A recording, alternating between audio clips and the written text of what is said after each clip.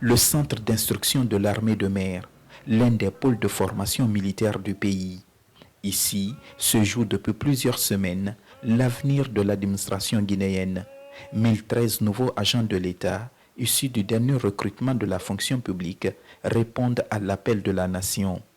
Pour s'assurer de leur niveau d'apprentissage, le ministre de la Défense nationale, en compagnie du secrétaire général du ministère du Travail et de la fonction publique et de la directrice générale de la RTG, se rendent sur le terrain.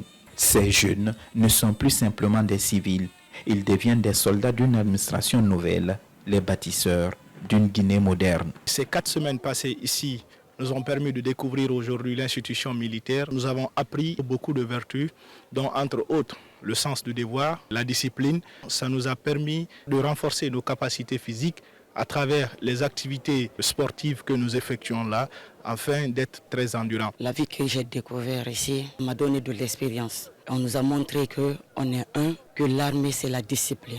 Nous qui avons l'habitude de nous réveiller tard pour aller dans les services, ici on se réveille tôt. Tout ça là pour nous apprendre comment on doit être un patriote. De Mafrenya, la mission s'est rendue au centre d'instruction d'infanterie de Kindia, où sont en formation plus de 800 nouveaux fonctionnaires de l'État. L'ambassadeur Aboubakar Sidiki Kamara et sa suite sont reçus sous une pluie battante par le commandement de cette école.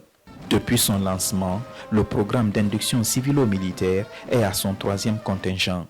Il devrait permettre au pays d'avoir des cadres patriotes prêts à servir la nation avec justesse et équité. Au nom de M. le ministre Faya François Bourouno, nous sommes venus dans les garnisons militaires pour qu'on emprunte des valeurs républicaines à l'armée. Ce sont des valeurs de discipline, de respect de la chose publique, de solidarité. Il est évident qu'un pays ne peut se développer que s'il dispose d'une administration publique vertueuse. Ce que nous souhaitons, c'est de profiter de cette période de refondation pour faire de vous un nouveau type de fonctionnaire, avec l'espoir que vous puissiez disséminer ces valeurs dans l'administration publique. Nous sommes sûrs qu'à l'issue de cette induction civilo-militaire, vous reviendrez comme des cadres prêts à travailler par amour et au service de la nation.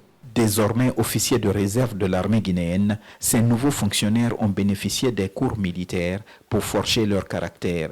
C'est en cela, le ministre de la Défense nationale est venu leur transmettre le message du chef suprême des armées, le général Mamadi Doumbouya. Votre contingent, c'est le rêve d'un homme, c'est le programme d'un homme, le général Doumbouya. Faire de la Guinée un pays prospère, un pays uni, un pays libre, un pays développé. Les acteurs de ce rêve, c'est vous. Faire de vous des citoyens, imbus de leurs valeurs, la République, instruits de leurs devoirs.